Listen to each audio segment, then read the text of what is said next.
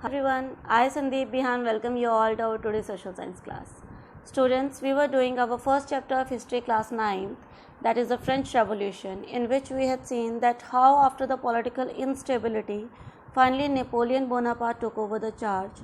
He did some positive administrative changes in France, and then we had studied that how women, after a long struggle, they finally got their political right. Political right means to right to vote.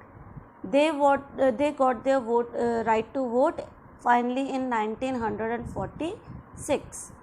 Today we will do the last part of the chapter, that is abolition of slavery. Okay, let's begin our today's part. So first we need to understand the meaning of slavery. Slavery होता क्या है? Slavery होता है बेटा दास प्रथा. Okay, यानी लोगों से फोर्स्ड लेबर करवाना. एक होता है कोई अपनी मर्जी से काम कर रहा है और आप उसको एक प्रॉपर वे में सैलरी दे रहे हो, that is a labour work, वो मजदूरी है. लेकिन जब आप किसी से मजदूरी करवा रहे हो लेकिन उसके बदले में हम उनको बिल्कुल अपना बंधुआ बना के हमने रख लिया, हम उनको पेमेंट नहीं दे रहे हैं, हम उनको डरा धमका के रख रहे हैं, वो हमारी परमिशन के बिना कहीं आ जा नहीं सकते. It means they are totally under our control. Then that situation is called the slavery. So slave is a person who is forced to work without pay, under threat of violence, and who cannot walk away. तो अभी हमने वही discuss किया कि हम उसको काम के बदले में कुछ उसको सैलरी या wages we are not giving to that person. They were living under the threat of violence. उनके साथ मारपीट भी की जाती थी अगर वो अपना काम ढंग से नहीं करते थे, या according to the wishes of the owner if they were not working. वो अपने ऑनर की परमिशन के बिना कहीं पे जा नहीं सकते थे. तो these were the problems that these slaves were facing. तो क्या इसमें था क्या, यानी जिस पर्सन के अंडर वो काम कर रहे थे, इसका मतलब there is a ownership of this people. Few group of people या an individual was the owner of these slaves.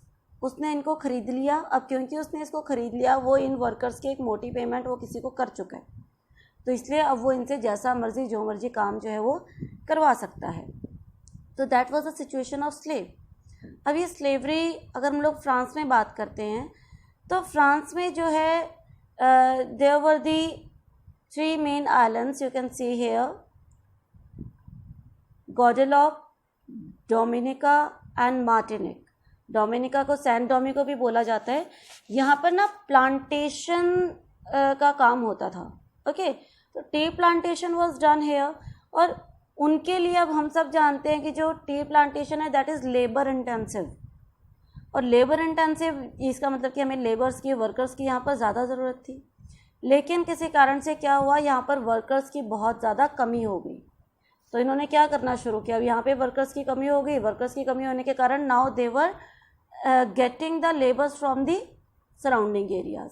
तो फ्रांस इन तीनों आइलैंड्स पर क्या करता था, लेबर्स को बेचता था, यानी ह्यूमंस को वहाँ पर बेचता था, जिनसे जाकर वहाँ पर क्या करवाया जाता था, उनसे काम करवाया जाता था इन अ बॉन्डेड वे, इन अ स्लेवरी मैनर. तो that was called the slave trade. और फ्रांस में जहाँ से ये स्लेव ट्रेड किया जाता था, जहाँ से मानव व्यापार हम कह सकते हैं किया जाता था, स्लेव ट्रेड किया जाता था, those were the 2 main sea ports, and दो sea ports were Bordeaux and Nantes. Okay, तो यहाँ से जो है इनको सप्लाई किया जाता था, इन लेबर्स को सप्लाई किया जाता था दूसरी जगह पर, और वहाँ पर जाकर इनसे फिर बंधुआ मजदूरी करवाई जाती थी. अब इसको ख़त्म करने के लिए नेशनल असेंबली ने भी बहुत बार बात की, डिबेट्स हुए, डिस्कशंस हुई, बट वो जो है कोई भी लॉ पास नहीं कर पाई. They didn't pass any law. Fearing what? Fearing the opposition from businessmen whose income depended upon the slave trade. तो यानी कि अब वो क्यों कोई भी कानून, डिस्कशन उन्होंने बहुत बार की, बहुत बार सोचा, लेकिन वो लोग कोई भी कानून नहीं बना पाए फाइनली इसके अगेंस्ट, क्योंकि उनको डर था कि जो नेशनल असेंबली के जो बिजनेसमैन जो इनको फाइनेंशियली हेल्प कर रहे थे, या जो नेशनल असेंबली के पार्ट थे, ओके, वो कहीं नेशनल असेंबली को अपोज ना करते. क्यों? क्योंकि कुछ बिजनेसमैन ऐसे थे जो कि स्लेव ट्रेड के काम में जुड़े हुए थे. They were also involved in this. तो वो इनको अपोज ना कर दे, वो अपना सपोर्ट इनसे ना ले लें, इस डर से उन्होंने कोई भी लॉ पास नहीं किया. लेकिन जब जैकोबिन क्लब का रूल आया इन 1793-94, तो finally what happen, not finally but Jacobian जो है उसने क्या किया, उस समय पे कुछ समय के लिए क्या हुआ, दे एबॉलिश द स्लेवरी। 1794 में स्लेवरी को ख़त्म कर दिया गया, दास प्रथा को जैकोबिन क्लब के रूल में मैक्सिमिलियन रॉबस्पियर ने फिनिश कर दिया। लेकिन जब दोबारा से अब कौन, नेपोलियन सम्राट बनेगा, देखो 1799 के आसपास जो है क्या हुआ था, 98-99 के आसपास नेपोलियन ने टेक ओवर किया था।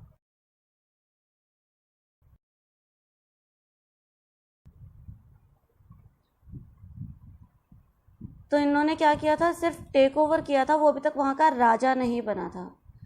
तो जब वो फाइनली राजा बना इन 1804, तो क्या हुआ, they again started the slavery system. Napoleon ने दोबारा से क्या कर दिया, स्लेवरी को रीइंट्रोड्यूस कर दिया।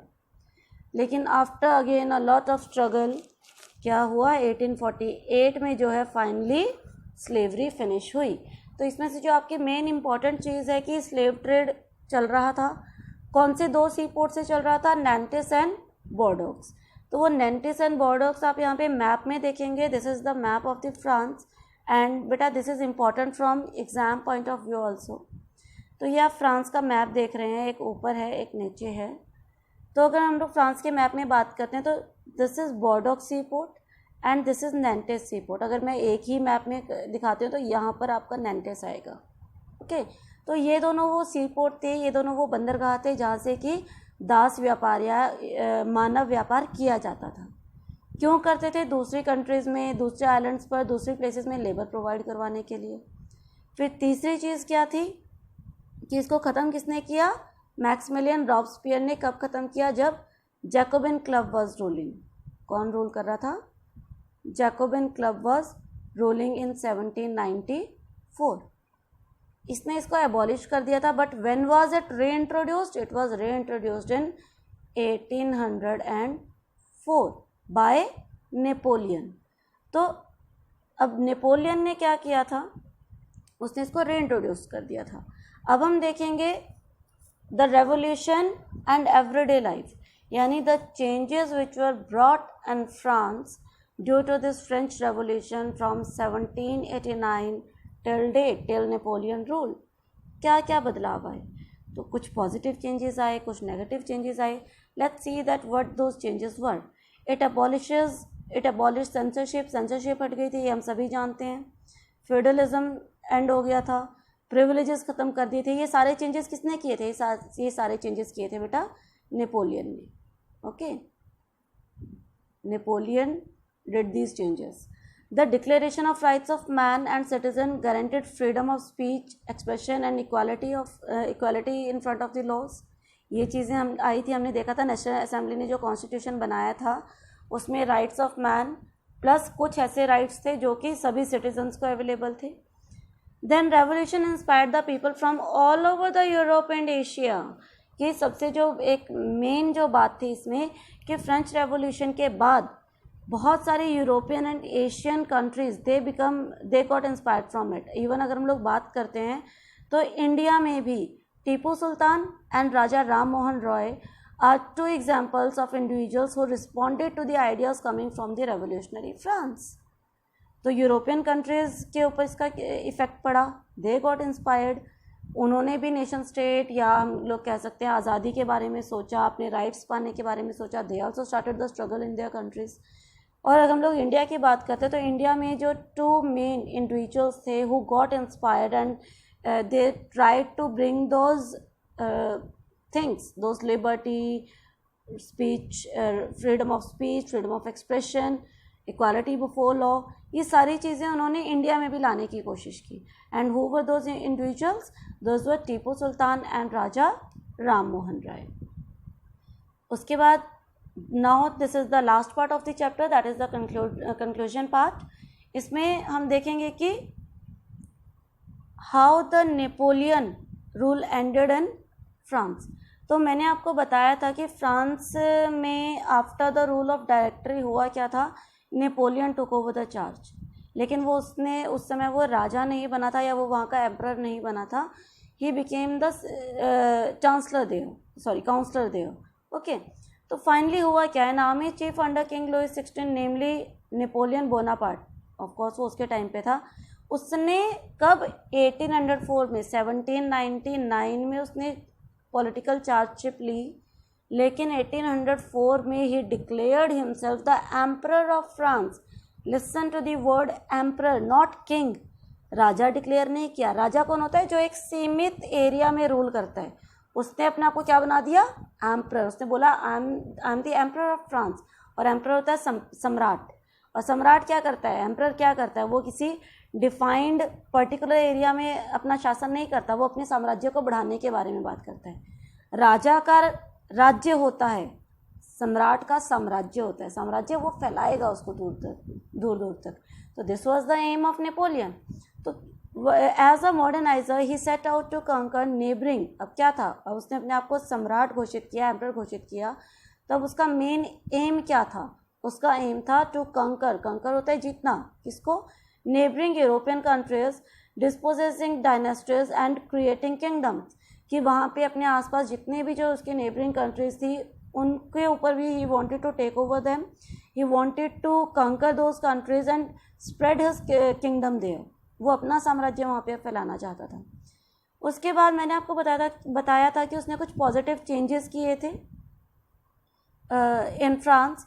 What were those changes? He introduced many laws जिनको as the protection of private property and a uniform system of weight and measures provided by the decimal system. अभी उसने जो चेंजेस किए बेटा, एक तो हम लोग पीछे चेंजेस देख चुके थे उसके किए हुए कि फ्यूडल सिस्टम फिनिश हो गया था. उसके अलावा उसने क्या किया, राइट टू प्रॉपर्टी दिया लोगों की कि आपकी प्रॉपर्टी है तो वो आपके पास ही रहेगी and you can work on it however you want. Then उसने प्रिविलेजेस भी ख़त्म कर दिए थे. बाय बर्थ जो लोगों के पास होता था ना, क्लर्गी एंड नोबिलिटी को बाय बर्थ बड़ी रिस्पेक्ट मिलती थी और कुछ राइट्स उनको बाय बर्थ मिलते थे, वो भी उन्होंने ख़त्म कर दिए. तो ये कुछ पॉजिटिव चेंजेस थे जो कि नेपोलियन फ्रांस में लेकर आए थे. Uniform weights and measure. Uniform weights and measure का सिस्टम है. पहले जो भार और माप था ना फ्रांस में, अलग अलग जगह का अलग अलग था. मेजरिंग यूनिट सेम नहीं थी. अब आज हमें पता है कि 1 kg मतलब 1000 ग्राम्स है ना, लेकिन पहले ऐसा नहीं था. कहीं पर 1 kg का मतलब समझ लो कि 1000 ग्राम था, तो कहीं पर 1200 ग्राम था, तो कहीं पे 500 ग्राम था. तो हर जगह मेजरिंग यूनिट अलग अलग थी. तो इसलिए उन्होंने क्या किया, यूनिफॉर्म मतलब सेम वेट्स एंड मेजर जो है वो लेकर आए. इनिशियली मैनी सो, अब क्योंकि अब उन्होंने इतने अच्छे चेंजेस किए, वहाँ पे उन्होंने राइट टू प्रॉपर्टी लोगों को दिया, प्रिविलेज राइट्स उन्होंने ख़त्म कर दिए, फ्यूडल सिस्टम उन्होंने ख़त्म कर दिया, सर्फडम बंधुआ मजदूरी जो थी वो उन्होंने ख़त्म कर दी. तो बहुत सारे जो positive changes he abolished, he bring in France. इसके कारण many saw him as a liberator who would bring freedom for the people. अब लोगों को क्या लगा कि ये तो बहुत ही अच्छा है ना, और ये तो हमारे लिए एक फरिश्ता बन के आया है हम सब के लिए, और ये हमें आज़ादी दिलवाएगा. एंड बेटा आप लोग आगे 10th क्लास में पढ़ेंगे इसी के बाद कि फाइनली कैसे बहुत सारे लोगों ने इसको एज एन इंस्पिरेशन देखा. किसको, नेपोलियन को. उन्होंने सोचा कि नेपोलियन ने इतने अच्छे अच्छे चेंजेस किए हैं फ्रांस में, तो हम इसको अपने देश में भी बुलाते हैं और हम क्या करते हैं, we will invite him to our countries कि हमारे यहाँ के राजा को भी मार दे, हमारे देश में खुद शासन कर ले, ताकि वो जो पॉजिटिव चेंजेस उसने फ्रांस में किए हैं वो वहाँ पर भी अप्लाई हो सकें. ये सारी चीज़ें आप लोगों को 10th क्लास में देखने को मिलेंगी. लेकिन धीरे धीरे क्या होगा, सिचुएशन कुछ ऐसी बन जाएंगी जिसके कारण soon the Napoleonic armies came to be viewed everywhere as an invading force. इसी के कारण क्या होगा, अब कुछ तो ये खुद अपना साम्राज्य बढ़ाना चाहता था, कुछ मैंने आपको बताया नेबरिंग कंट्रीज जो थी वहाँ के लोग खुद इसको इनवाइट करेंगे, आ जाओ हमारे देश पर अटैक करो, हमारे ऊपर रूल करो. तो क्या होगा, now Napoleonic आर्मीज will started invading the neighbouring countries. वहाँ पे अब वो क्या करेंगे, इन्वेड करना शुरू कर देंगे, आक्रमण करना शुरू कर देंगे, और वो अपना बहुत सारी कंट्रीज़ पर जो है नेपोलियन ने फिर रूल किया. स्विट्ज़रलैंड, पोलैंड, ऐसे बहुत सारे नेबरिंग कंट्रीज़ थी जो अब उसके कंट्रोल में आ चुकी थी. लेकिन finally his decline started in 1814. 1814 में उसका पतन शुरू हो गया था, ठीक है, अभी वो हारा नहीं था. His decline was started in 1814 and he was finally defeated in 1815 at the War of Waterloo. Waterloo का युद्ध बोला जाता है बेटा. तो वाटरलू के युद्ध में फाइनली जो है क्या किया गया, नेपोलियन को हरा दिया गया. There were 3 main powers, Russia, Prussia, Austria, जिन्होंने मिलकर क्या किया, नेपोलियन को हरा दिया. So this was our chapter in which we had studied from Louis XVI to Napoleon Bonaparte. क्या क्या चेंजेस आए, किस तरह की पॉलिटिकल इंस्टेबिलिटीज़ आई, नॉर्मल पीपल के लाइफ्स में क्या चेंज आए, एडमिनिस्ट्रेटिव लेवल्स पर क्या क्या चेंजेस आए, वो सभी हमने इसमें देखा, ठीक है. और यहाँ पर हमारा चैप्टर फिनिश होता है. Still if you have any doubt you can ask me even by commenting in the comment box, or you can message me. In the next video we'll do the question answers of this chapter. Till then, all of you take care and have a good day.